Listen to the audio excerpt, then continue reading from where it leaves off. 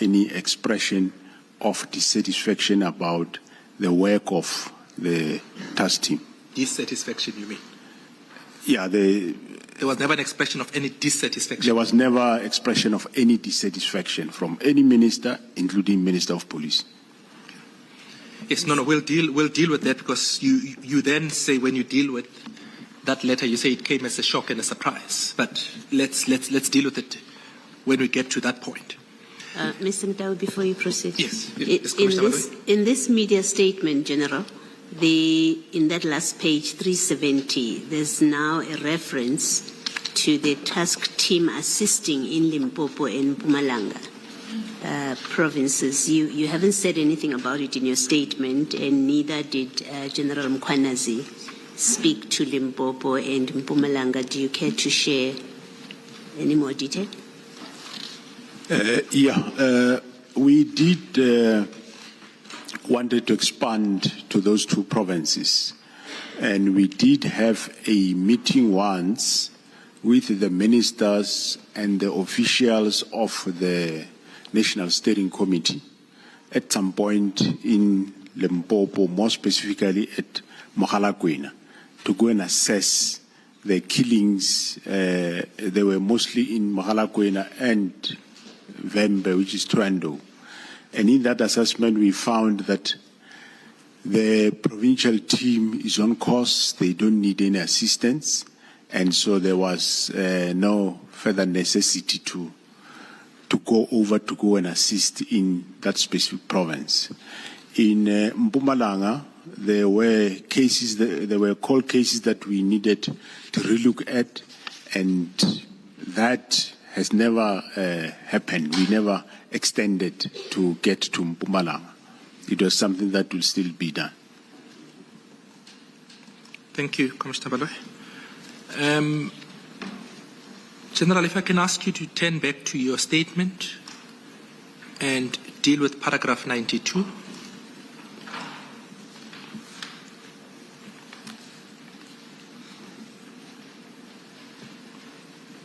You say the narrative that the PKTT was not effective is completely false. Can I ask you to deal with that? Thanks, Commissioners.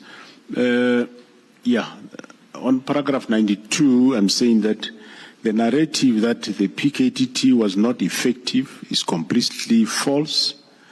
If at any point I was convinced that the PKTT was no longer effective, I would not have approved its extensions and budgets, which had to be considered twice a year.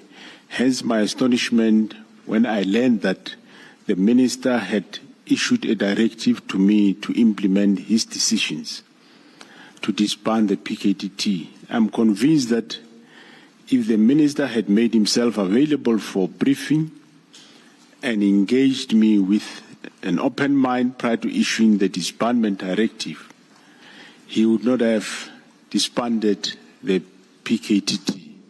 But I must also say that, of course, on the renewal authorities, financial authorities, now and then you will find maybe especially the CFO questioning the long lifespan of the team. I mean, a CFO, you have got a right to question those.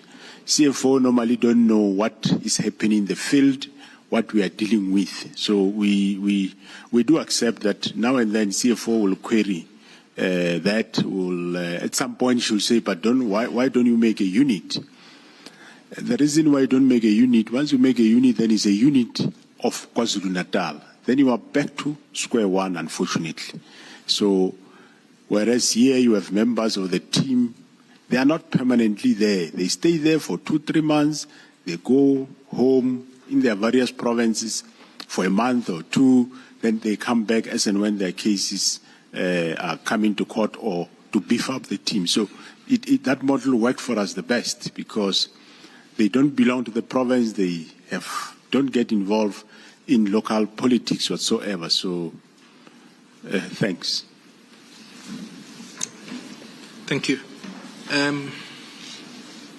If we can then go to the next topic that you deal with in your statement, which is Gauteng counterintelligence operation.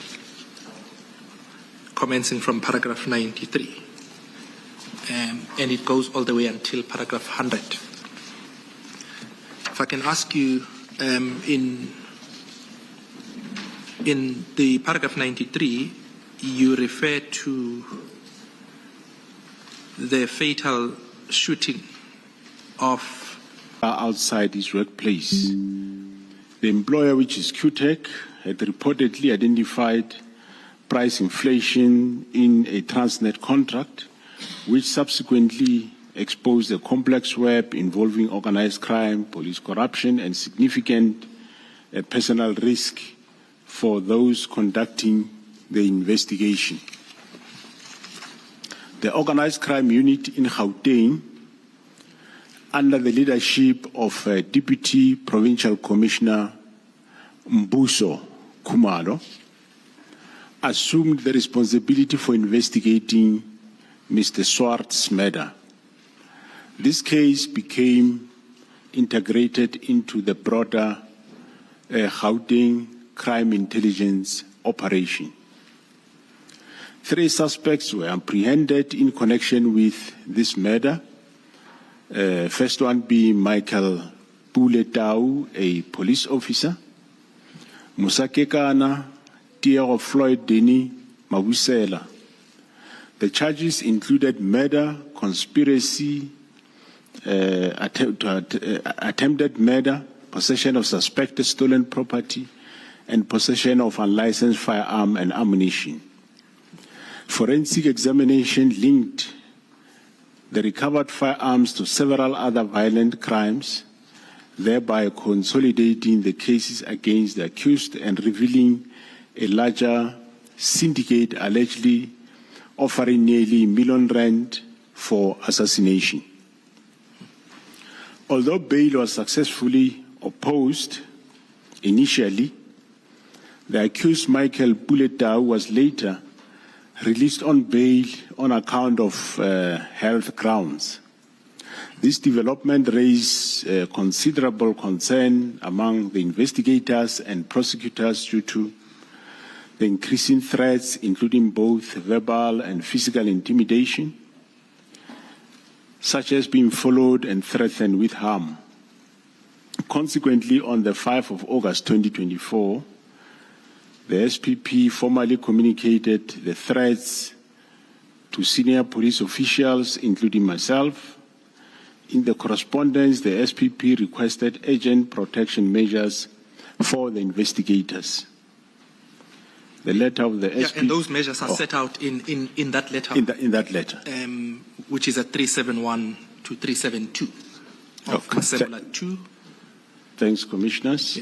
Yeah. Paragraph 98, in accordance with SAP's procedure, Major General Mbuso Khumalo conducted a threat and risk analysis supported by Major General Kalakala, who is Gauteng Head of Intelligence, and together with Colonel Ntuli, who completed the assessment, concluding that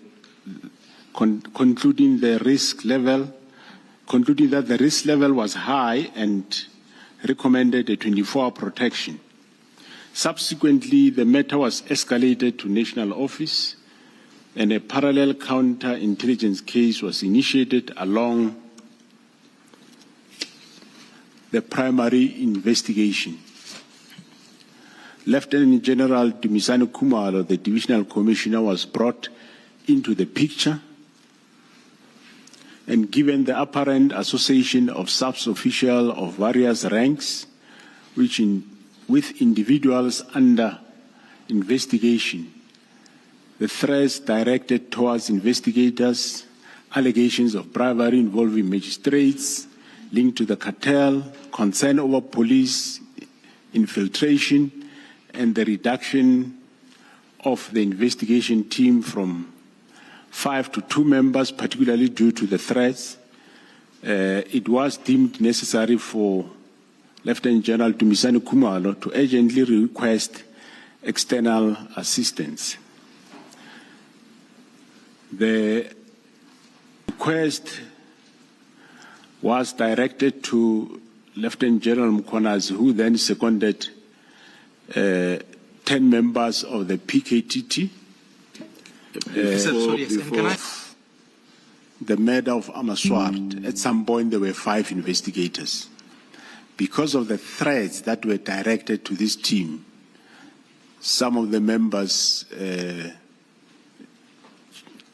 left the team, and there were only 2 left to carry on with the investigation.